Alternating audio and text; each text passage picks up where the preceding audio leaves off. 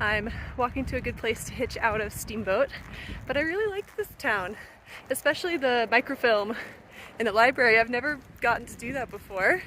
I was looking at the newspapers from 1897 and 1905, I think, and there were such really interesting articles. There was one about a guy with a wooden leg who got stuck in a sidewalk, a lot of horse thievery, railroad speculation, a dramatic jail escape where they beat up the sheriff, a guy who wanted to be a bear hunter but his feet were too big so he got caught in a tree. And then the most interesting one, I think, was about a milkmaid who was milking her cow, but the pail wasn't filling up with milk, and then she looked inside and there was a snake, and she decided the snake had been drinking the milk, and then her foot she thought was caught up in the rope of the picket line, but it was the snake, and so she freaked out and she ran away, and then she stepped on a rusty nail and she almost died, but she didn't. And Steamboat is awesome because it has a free bus that goes up and down town, but I underestimated the distance, so I'm just walking on this little path trying to get to a good spot to hitch out. Oh, and I got all of my cold weather gear sent in from my parents so that I'll be ready for Colorado. So swapped out my puffy to get a down and a fleece, got my rain gear sent in that's better, changed my sleep clothes. I feel ready for Colorado. And I'm back.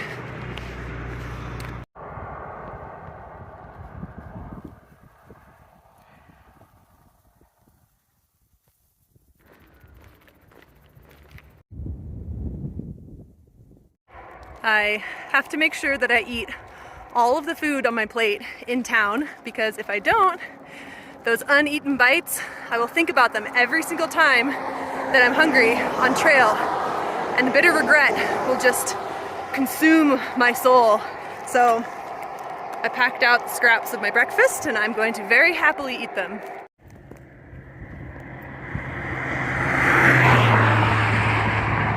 That was a heron, I think. Just a minute ago, my chips were so full of air they almost were bursting, and now the pressure has dropped dramatically and it's raining. Nope, false alarm. It's not science, it's just a hole in the bag. Ha!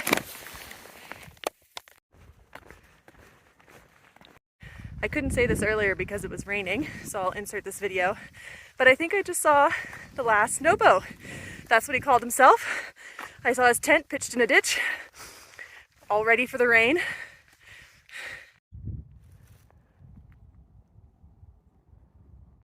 I just got drenched. I'm on this road walk with no trees anywhere. So even though the rain was only half an hour, it was really heavy and I couldn't take any shelter. But already starting to dry off. So it turns out honey stingers are manufactured in Steamboat Springs, which makes sense because I was seeing them everywhere and signs saying, I'm local. But I thought they just meant like Colorado generally.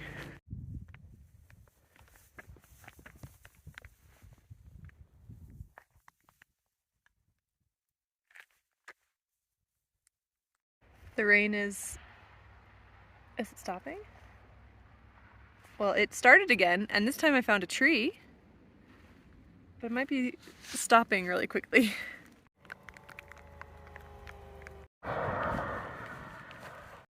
So a couple of people have offered me rides on this road stretch, which is really kind. And I say no because I have to walk this stretch. But one guy, when I said no, goes, I'm not a sex offender or anything, I promise. And I'm sure it was just something you blurt and then later on you go, oh, stupid. But let me just say, that's not a reassuring joke for me to hear on the road.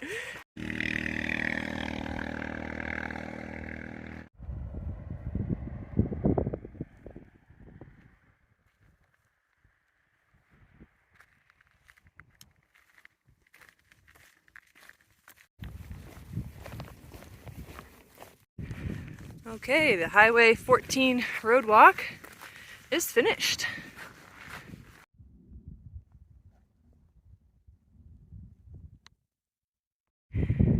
think that back there is Rabbit Ear Pass.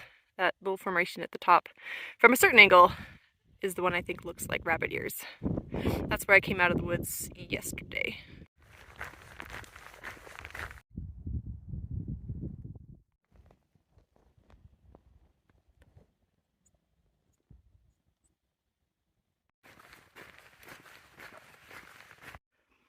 Those bushes might be some of the first fall colors that I've seen, just starting.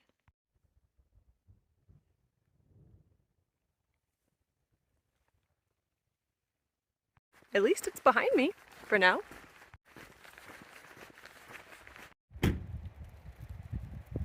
It's tomorrow, but I'll put this in yesterday. Last night, the fourth rains of the day were looming and about to catch me, but I managed to make it to a trail angel's place just before dark. He camps out there all summer and helps hikers out, so I was warm and dry all night.